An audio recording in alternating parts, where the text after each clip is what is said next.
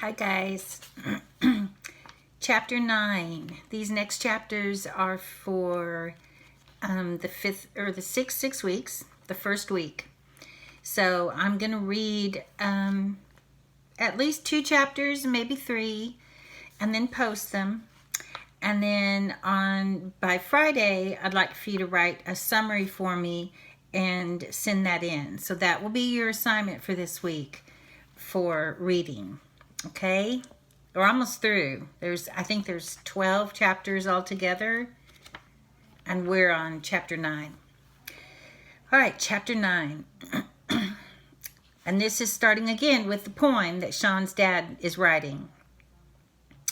Inside my chest where my heart should be, a ghost bird is flying into a terrible wind, a frozen winter wind, and its eye is covered in ice, and it has no voice, and it is fading out of itself, falling, falling. Cindy's sleepovers with her girlfriends are one of the few places where invisibility has its advantages. Being not able to communicate has presented certain drawbacks when it comes to having a girlfriend. In fact, in case you couldn't figure this one out on your own, it's made it almost completely impossible. Nope, not gonna have a girlfriend, that's for sure. But like I said, being invisible does have its advantages. After a little while of being with people, they begin to forget that I'm there.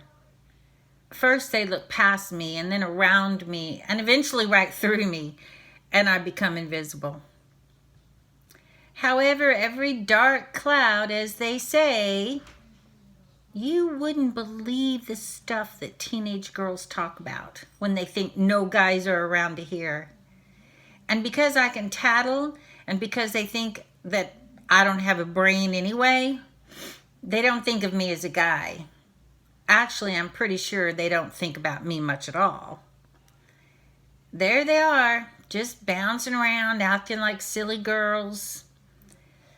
Kind of right in front of me, but not really. You know, it's where my wheelchair is parked, near the window in the kitchen, when my eyes happen to turn that direction. I have a perfect view of the family room, our big screen TV, the CD player and stereo, and a couple of big couches are in there. So that's the room where Cindy and her friends usually hang out. The way our house is set up, although I'm in a different room altogether, I'm really only about 15 feet away from them, and I can hear all their little secrets. And when my eyes are willing, I can catch 1 or 2 of them running across the room. Well, tonight, Cindy has a new friend over for the first time. She's come for a sleepover before, and most of Cindy's friends are pretty cute, but none come close to this girl. She's tall, she has blondish brown hair, she is so pretty. Her face looks like one of those women in a Maxfield Parrish paintings. Mom has a couple of prints in her room. Ugh, she's beautiful. When people first meet me, they usually do their Anne Sullivan meeting Helen Keller in the Miracle Worker routine. Hi, Sean. Nice to meet you. My name is Allie. How are you? For some reason, people always speak real slow and real loud to me. Usually it bugs me, but not with Allie, because she's perfect. And Cindy always says, "Oh, he doesn't talk." Allie answers, "Oh, well, does he understand? Does he know what I'm saying?" Cindy says, "Not really." Allie turns back to me. "Hi, anyway, Sean. Have a nice day." Looking at Allie and listening to her, my stomach just aches. My palms start to sweat. My chest, my heart, all my insides start to tingle. Oh my goodness. I just feel dizzy all over. 2 hours pass and I'm in bed in my room thinking about those silly girls in general, Allie in particular. My bed, it's kind of like an oversized crib with wooden rails to keep me from falling out onto the floor. I can't hear Cindy or Allie talking anymore and the TV's quiet, so I'm pretty sure everyone's gone to sleep. It feels late and the whole house is quiet. A soft breeze blows some branches against my window, and even in the darkness, I can see my room. What do you think he means by that? Even in the darkness, he can still see his room. Can you ever picture something in your mind? Like you, I don't know, if you open your eyes and you look around in the kitchen for just a second and then close your eyes, can you still see where everything is? Well, that's probably what he's talking about. I'm going to take a sip of my tea.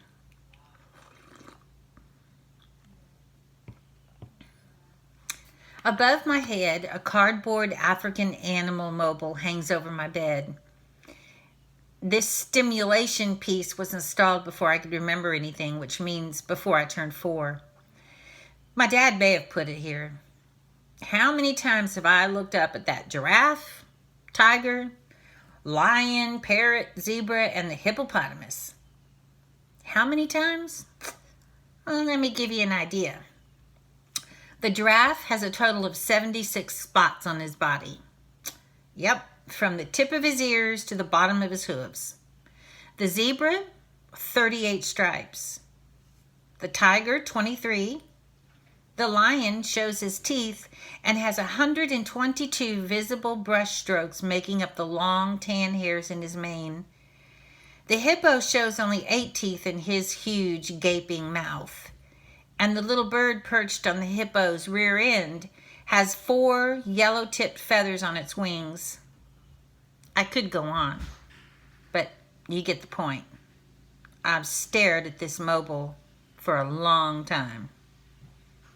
And even in the dark, I can see all the mobile features. Finally, unable to hang or hold off any longer, I feel myself starting to drift towards sleep. My bedroom, despite being black already, turns darker still, and the room begins to kind of swallow me up like it does every night. My immobile mobile hangs in the stillness. My plastic foot brace jobbies that I wear to keep my feet and ankles less spazzed out lie on the floor. And soon all of the room and everything in it fades into the darkness. As sleep takes me, I begin to dream. In my dream, I take a deep breath and I have complete control of my body. It's similar to the feeling I have when I'm having a seizure. I start to dream about being someplace different. I wonder where I am. The room doesn't seem familiar. I think about where I'd like to be. And in an instant, I'm sitting on top of the Space Needle in downtown Seattle, 600 feet above the city. My legs are dangling over the side. I'm facing east, looking out past the hills leading up to the mountains. The sun's rising over the tallest peaks of the Cascades. The horizon, oh, the huge length of it. It's beautiful. It's blazing in pink and red and orange. And the mountains look purple and blue. The snow tinted by the colors. There's such a huge feeling in this sunrise that all the universe spreads out from the light.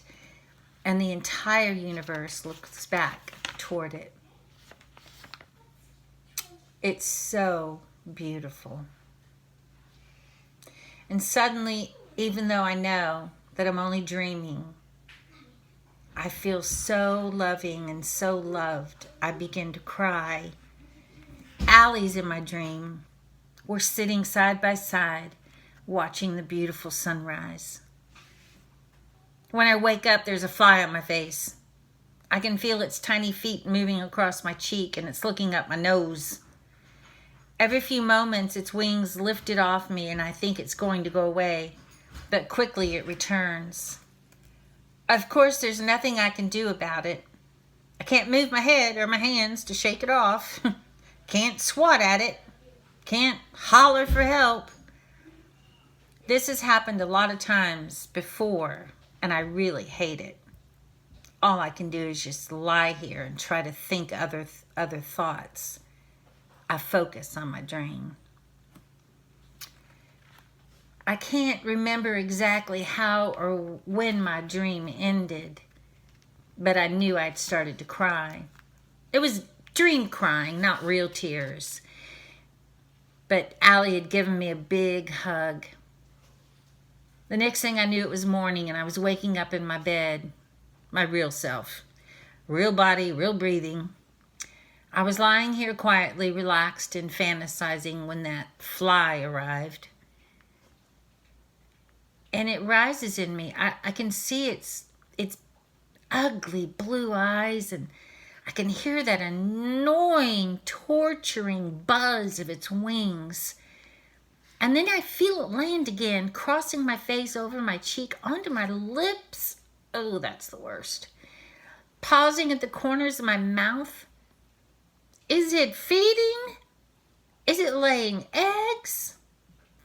Soon it wanders up into my eye, and I blink, an involuntary but very appreciated reflex. The dream I had last night was just wonderful. Before last night, when I'd think about Dad wanting to do me in, my fears were based on what I guess everybody fears about death, just not knowing what comes next. But last night I only worried that there might not be life after we die. Of all people, I guess I should know, because my spirit travels. And we're more than just our bodies and our brains. I should believe that we have souls, yet I'm still not sure. Before, it didn't matter so much if Dad's deciding to do me in. Now, for some reason, it does matter a lot. Because I really like Allie. And how many wonderful things might I still get to feel someday? I can't stop thinking about love. I've never been in love before. I know my mom and dad love me, and they're required to by all the rules of doing the right thing. They love me, but they don't really know me, and they never will. They can't. If it hadn't been for me, Mom and Dad might have stayed together. And I think about Cindy and Paul. It's the same thing for them. I'm sure they love me. But how can they not kind of resent me too? I ruined our family. Whatever their feelings, they don't know me. They've never known me. And for the first time in my life, I'm thinking about being loved and being known somehow. What if I could really get somebody to love me and know me? What if there's a way I could let somebody know that I am smart and I like my life and that I don't want to die? If my dad walked into this room right now and did me in, no one would ever know what I was really like. I want to love someone, and I want to feel loved in return. What if someone loved me enough to somehow break through and discover that I'm actually inside this body, that I am in here? Maybe that person could tell my dad what my world is really like, and that I'm not in any pain. Remember, that's what his dad's really concerned about, is that Sean's life. From his dad's point of view, Sean's life is really not a life at all. And he feels like that he's probably in constant pain. And he probably feels that way because of the seizures that he has and the spasms in his muscles that he has. But we're hearing it from Sean's point of view. And Sean is letting us know, I'm not in any pain. I'm really smart. I know what's going on around me. And I really like life. And now I have this, I have Allie, who I really like, and I think's a beautiful girl and a kind person. And he's starting to think, how in the world can I express to her who I really am on the inside? Because he doesn't have any language, and he can't do any sign language. He doesn't have control over his muscles. So he's thinking, what can I do? It's going to be interesting to see if he comes up with something, or what he comes up with. Aside from everything else, if I were loved enough to be truly known, maybe that could save my life. So that's something to think about too. Being loved can sometimes be the thing that saves our lives. And we're not talking physical life, but we're talking the quality of our life. Knowing that someone loves us and cares about us can definitely increase the quality of our life. All right, chapter 10. His dad's poem. Something's happening. Lindy won't look at me, and I can't look at myself. Words, once real as firewood or concrete, become meringue of dust. Breakfast time. When I eat, I know it's not a pretty sight. It's the same every morning. Mom pulls up the kitchen chair she always sits in when she feeds me and places my bath towel size bib around my neck, and then she scoops oatmeal onto an ancient green plastic a Teenage Mutant Ninja Turtle bowl. Donatello, you guys might know who that is. I have no idea. She always uses this bowl, I think because she can hold it by the turtle's head up close to my face and spoon the mush into my mouth. Putting food in my mouth is only the first step to feeding me, because I can't voluntarily swallow. So we have to wait for my swallowing reflex to kick in. You see, when you don't have control of your muscles, well, this is a muscle. So when food goes into your mouth, your tongue knows to, churn it and move it around and break it into small pieces, and your teeth. And then right here, these muscles contract and make the food go down and swallow it. Well, he doesn't have control of those muscles. So he has to wait for it to happen naturally without his mind telling it to do it. And so when it gets to the very back of his throat, it's an automatic thing to keep from choking. His muscles will contract and they'll try to swallow the food. Probably did not even want to hear all that, but that's what he's talking about. Okay. Anyway, because of this, half the food oozes back out before any of it goes down. Mom has fed me practically every meal I've ever eaten, so she's an expert. She shovels a spoonful in and then leaves the spoon under my lower lip, resting it lightly on my chin until half the food slides back out, and then she spoons it in again, repeating the procedure as many times as it takes until my body manages to swallow it. And then I get the next spoonful. It takes a while to feed me. I cough and spit a lot too, spraying my meals, like that time with Dad. I know I must look terrible. I'm glad Allie left before I got up. This morning, Mom seems distracted. She lets more oatmeal than usual slide out of my mouth and down onto the bib. She keeps running her fingers gently across my chin, wiping away the drooled cereal. There's something in her expression, something in her eyes, that tells me something's wrong.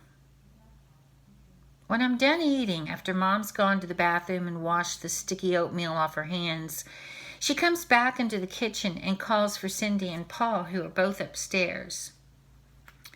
"Yo," Paul calls back. Cindy doesn't answer.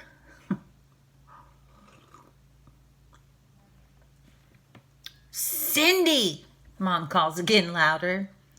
"What?" "I need you both down here for a second." Mom stands leaning against the wall between the kitchen and the family room. I happen to be looking at her. She looks pretty. Even though she's 45 years old, she looks good. Mom's real name is Linda, but my dad gave her the nickname Lindy back before they were even married, and it's stuck with her ever since. Watching Mom standing there, I remember so many things about her. I remember every soft word she's ever whispered in my ear. Remember that he's got a really, really good memory. He remembers almost everything from about 4 years old. Let's see. Every gentle, silly lullaby, each and every time I've come back after a seizure to find myself cradled in her arms. If I had to name a single reason why I've been as happy as I've been, I know it'd be the certainty of my mom's love for me. Love that's absolute and rock solid. Yet right now at this moment, I'm thinking about Allie and how much I would really like to have a girlfriend.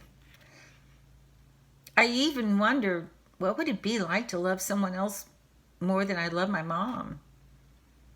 I know that the secret to happiness is love, and to be loved the way Mom's always loved me, and to love back the way I've loved her. Yet now somehow I think about a new meaning for love, something even bigger. Cindy and Paul show up together, coming into the family room, pushing and teasing. I need to tell you guys something, Mom said.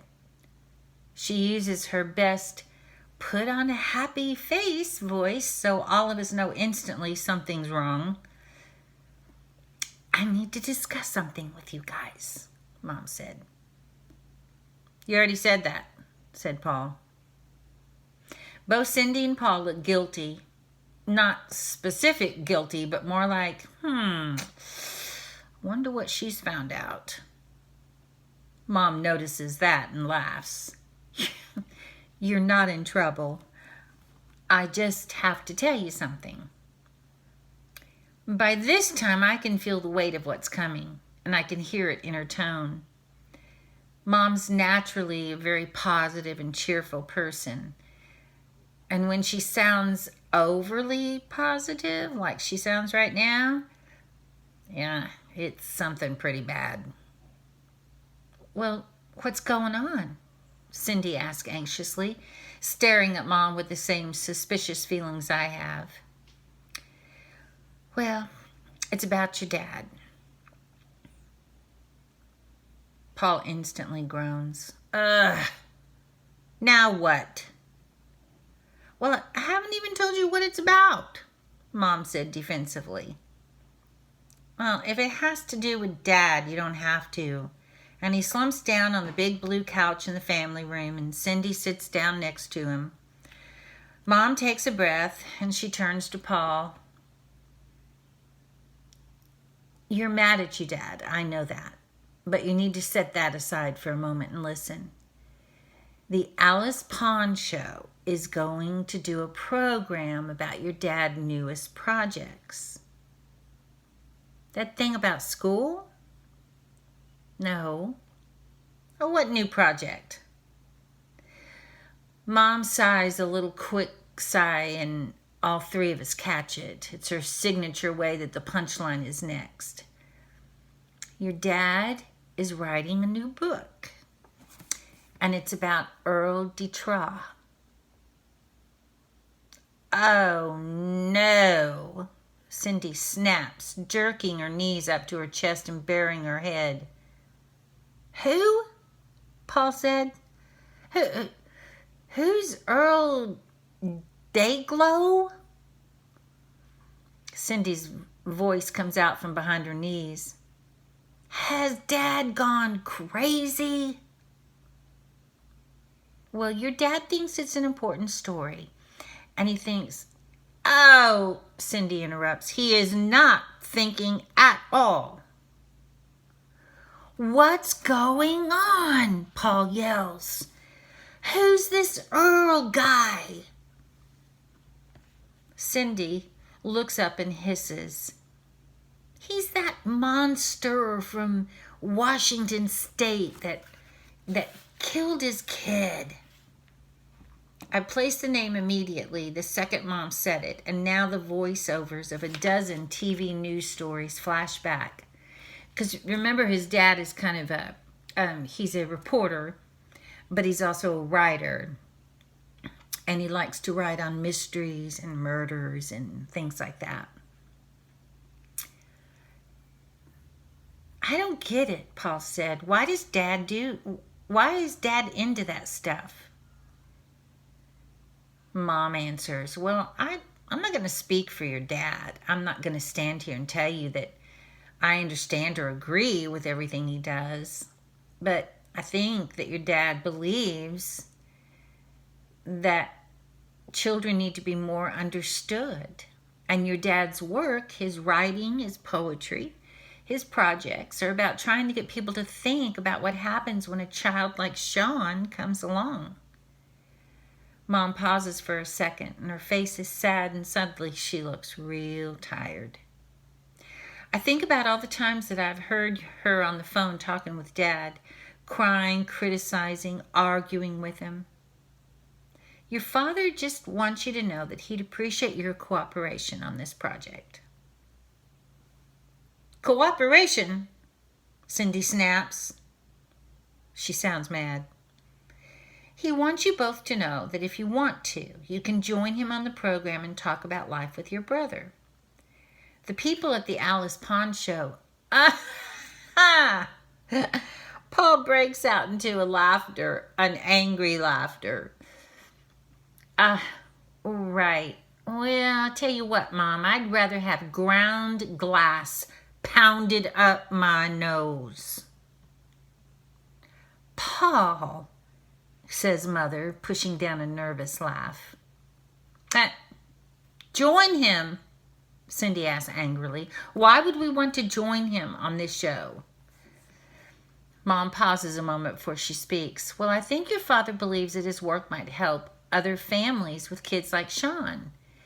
And I believe that your dad feels that kids like Sean and their families need a lot more from society than volunteer stints with the Special Olympics. He knows the problems that families like ours face are a lot more complicated than that. Your father...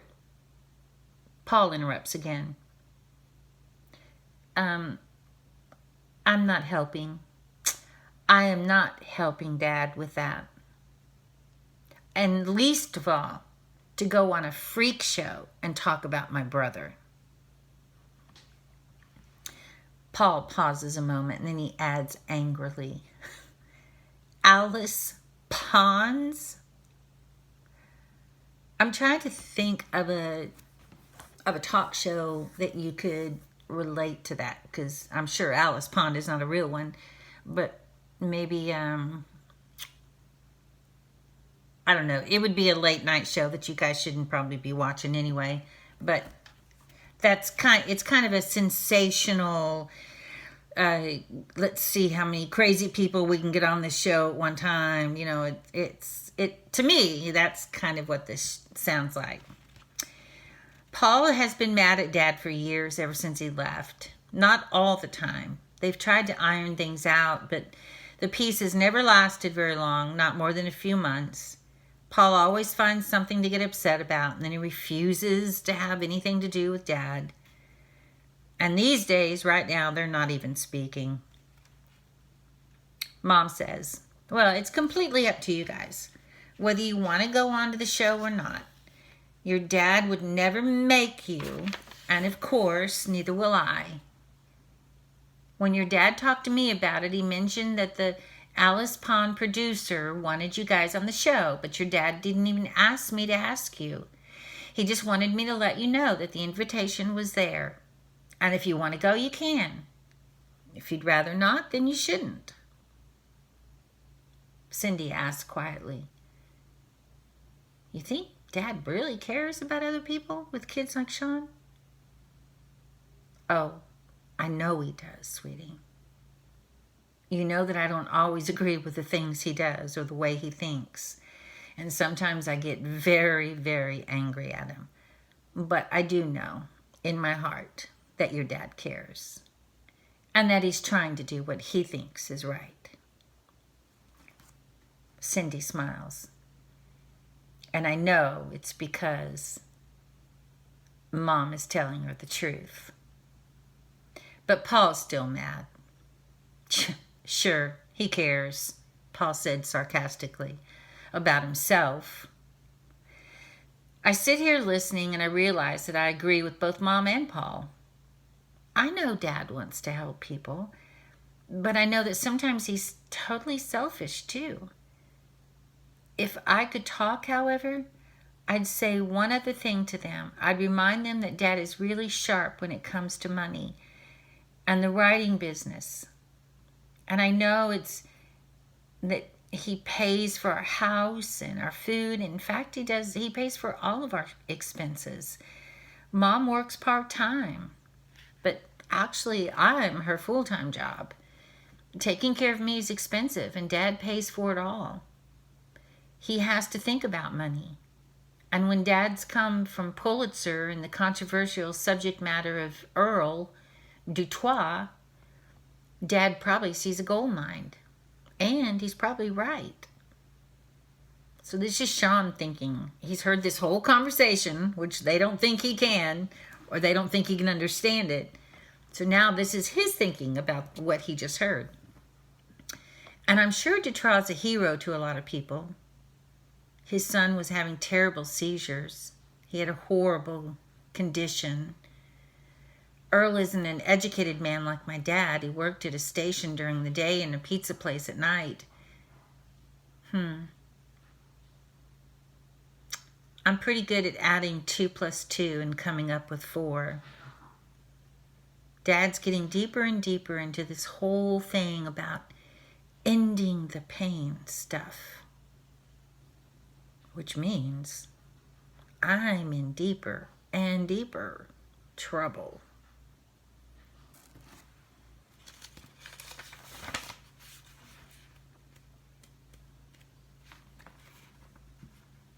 Okay, we'll stop there. But remember, I'm going to do a couple of more for this week. Watch them anytime during the week. And then by the end of the week, on Friday, you should have listened to all of them that I have posted and give me a summary. And some of y'all are clicking on to the videos and then clicking turned in, but you're not doing any work. And so that's going to cause you to fail. So write me that summary. I appreciate those of you that are working hard and getting every single thing done. Hats off. You guys are doing an awesome job. But then those of you that I have some that think they can just click on and turn in, click on and turn in, and they're through. And we get your work, and we're grading your work.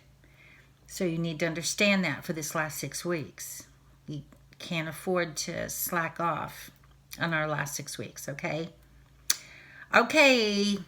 Love you guys. See you later.